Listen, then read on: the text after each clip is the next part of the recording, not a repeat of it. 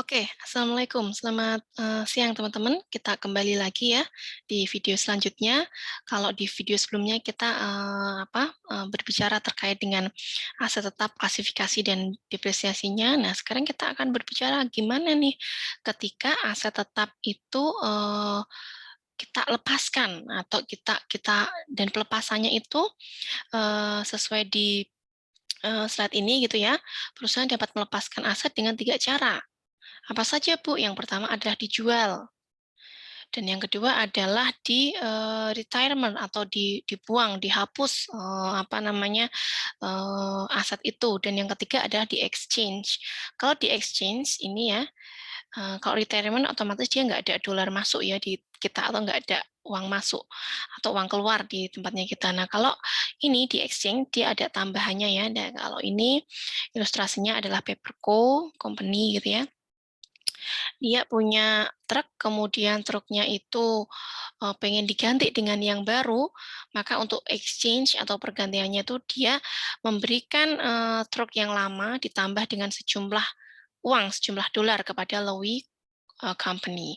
Itu untuk exchange. Kalau sale, berarti ya seperti biasa aja ya. Truk udah nggak, kita sudah misal kurang maksimal nih dipakai untuk mengangkut barang, kita jual aja gitu ya.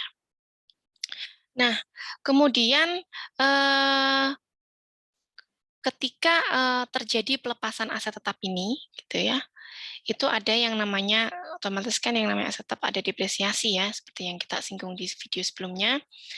Ini bagaimana Bu jika mencatat depresiasi saat terjadinya pelepasan aset?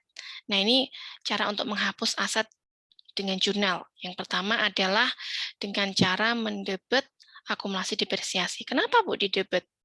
Ya karena sebelum barang dijual, saldo tadi normalnya akumulasi depresiasi adalah di kredit. Nah, karena kita sekarang mau menghapus, mau melepaskan, mau mendelete gitu ya, mendelete aset tetap yang ada di dalam laporan neraca kita gitu ya.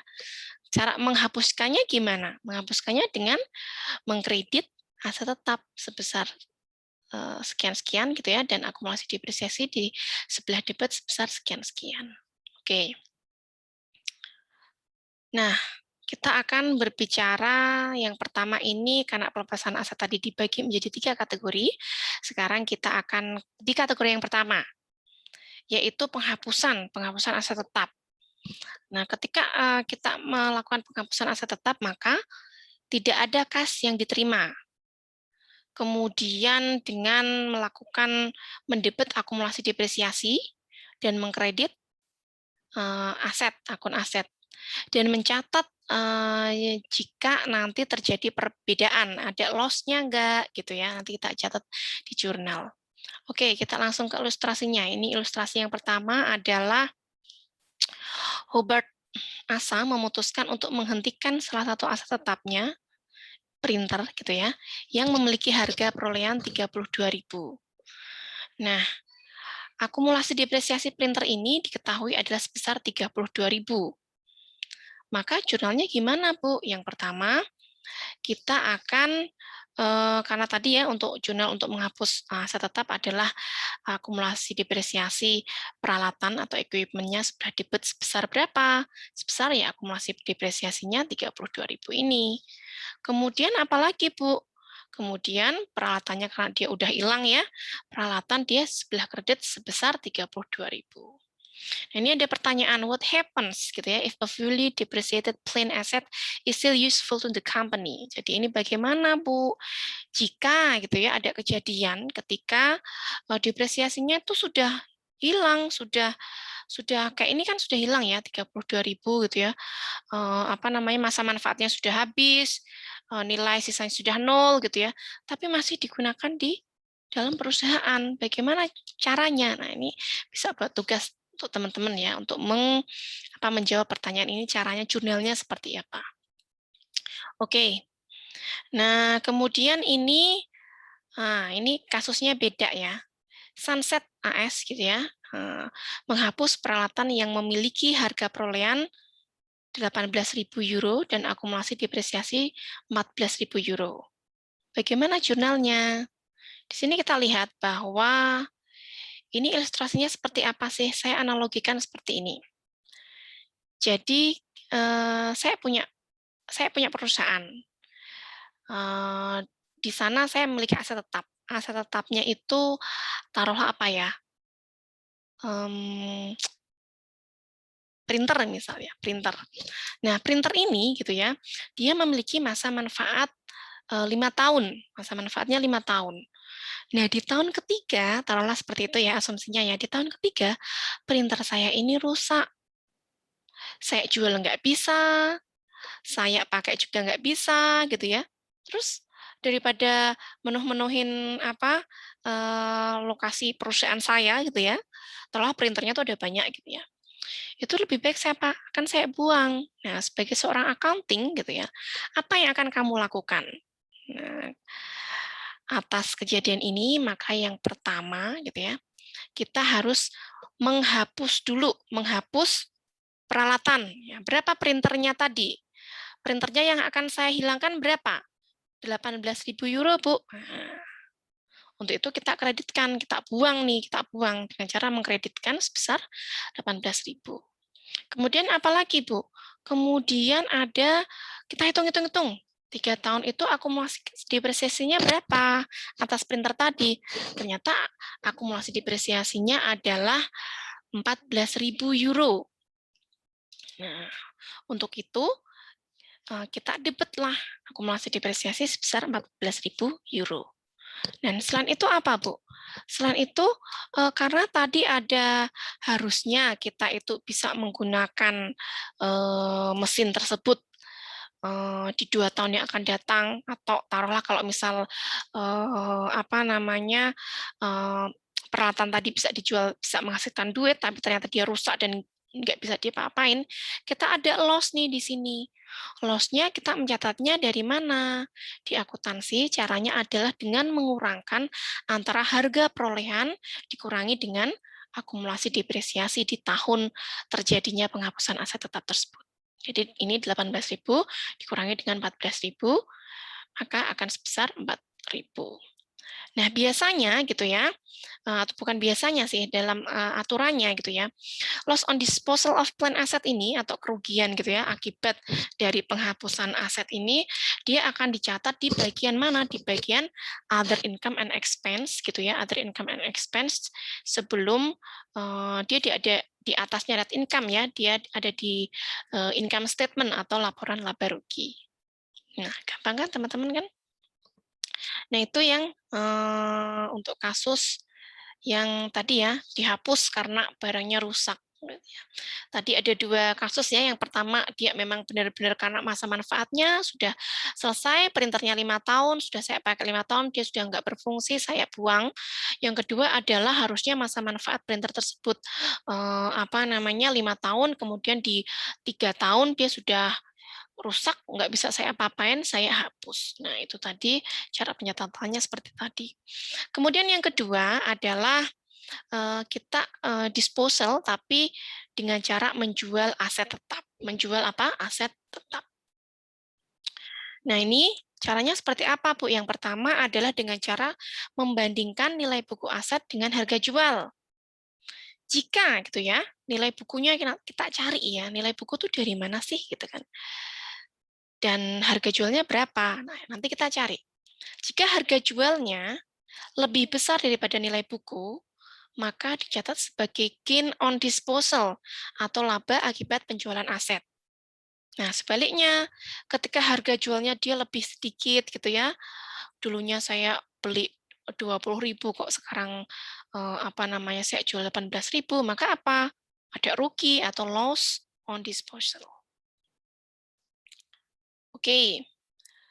Nah, sekarang kita langsung masuk ke ilustrasinya. Nah, ilustrasinya ini ya, teman-teman ya, kita contohkan ada yang namanya perusahaan Wright. Menjual furniture kantornya, atau peralatannya ya, seharga 21.000. Furniture tersebut sebelumnya dibeli dengan harga 25.000. Furniture dibeli pada tanggal 1 Juli 2019. Nah, jadi ini tadi kita beli furniturnya 1 Juli 2019 dan dijual kira-kira 1 tahun kemudian lah ya, 1 tahun kemudian. Dijual pada tanggal 5 Juli 2020.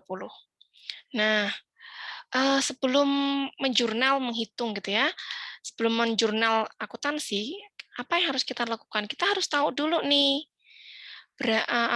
dia tuh menggunakan depresiasinya dia menggunakan metode apa. Nah, ternyata di sini dituliskan di soalnya bahwa PT Ward itu menggunakan metode garis lurus tanpa nilai residu atau nilai residunya 0 gitu ya. Dengan masa manfaatnya 5 tahun. Nah, atas transaksi ini bagaimana Bu jurnalnya? Yang pertama, hitung akumulasi depresiasi. Karena tadi menggunakan metode garis lurus, maka kita akan di video sebelumnya sudah ada ya rumusnya. Menggunakan metode garis lurus adalah cost dikurangi dengan residual value dibagi dengan masa manfaat. Nah, ini di sini cost-nya adalah sebesar berapa? Cost itu harga perolehan sewaktu dibeli ya tadi ya, furniture-nya ya, 25.000 dikurangi dengan nilai residunya ini 0 karena ini tanpa nilai residu ya. Dibagi dengan apa? Dibagi dengan masa manfaatnya sebesar 5 tahun. Ketemulah angka 5 juta. Oke. Setelah itu step kedua. Step kedua adalah kita membandingkan ceritanya. Oh, ini dulu kita tahu dulu nilai perolehannya berapa? 25.000 tadi ya, harga cost-nya ya. 25.000 dikurangi dengan akumulasi depresiasi yang sudah kita hitung tadi. 5.000. Ternyata nilai bukunya berapa? Nah, ini nilai buku ya.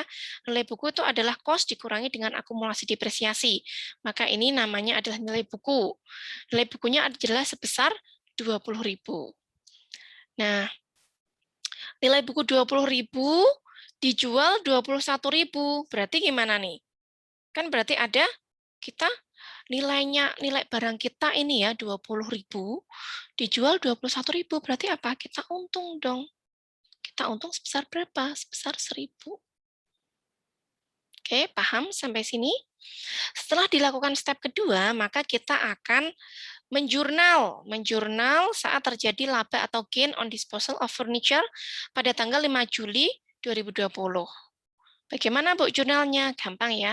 Kas yang kita terima karena kita tadi jual ya. Dan yang kita dapatkan berapa? 21.000. Akumulasinya berapa Bu? Akumulasinya adalah 5.000. Kemudian peralatan yang kita jual di sebelah kredit ya, karena kan sudah hilang ya. Sebelah kredit sebesar 25.000. Nah, atas perbedaan antara nilai buku gitu ya dengan harga jual gitu ya, nilai buku dengan harga jual, maka apa? Ada gain di sini ya. Gain-nya sebesar 1.000. Gain itu ketika bertambah ada di sebelah kredit. Sebaliknya kalau dia loss gitu ya, ada di posisi debit. Oke, teman-teman ya. Mudah juga. Nah, setelah kita tahu tadi ya, sekarang kita beranjak ke yang lainnya. Aset tetap tapi bentuknya natural resources. Nah, ini ada gambarnya di sini tuh ya, teman-teman ya. Ada minerals, animals, vegetations gitu ya.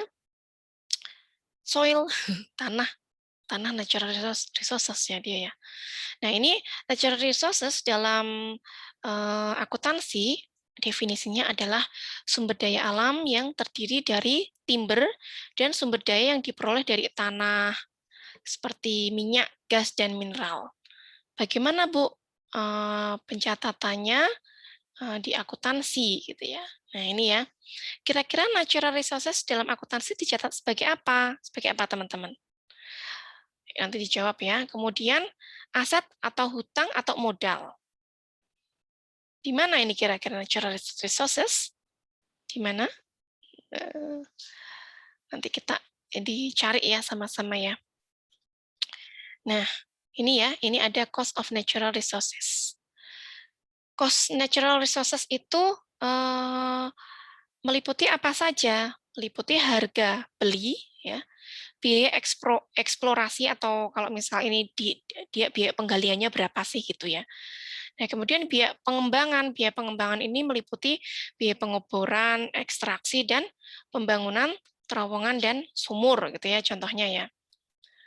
Nah, kemudian Ini kita masih kulit-kulitnya saja ya, karena masih karena pengantar akuntansi ya.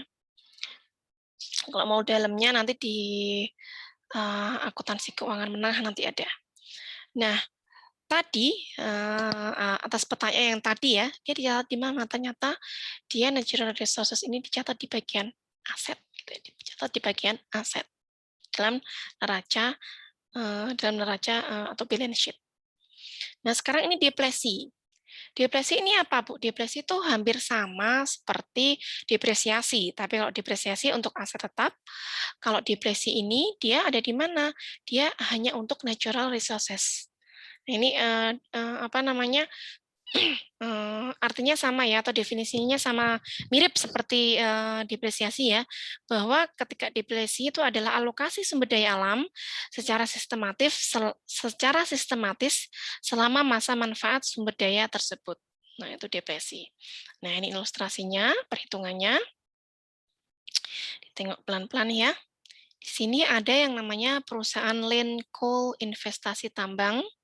Jadi ada perusahaan land ya, dia investasinya tuh batu bara ya, coal, batu bara ya. Tambang batu bara senilai berapa? Senilai 50 miliar euro. Wah, banyak banget ya investasi untuk di apa namanya di natural resources ini, nilainya luar biasa ya. Nah, investasi ini ya diestimasi akan mendapat 10 million ton batu bara. Jadi dia invest 50 miliar euro, diestimasikan nanti akan mendapatkan 10 million ton batu bara tanpa nilai residu. Pada tahun pertama, Lin gitu ya, menghasilkan dan menjual 250.000 ton batu bara.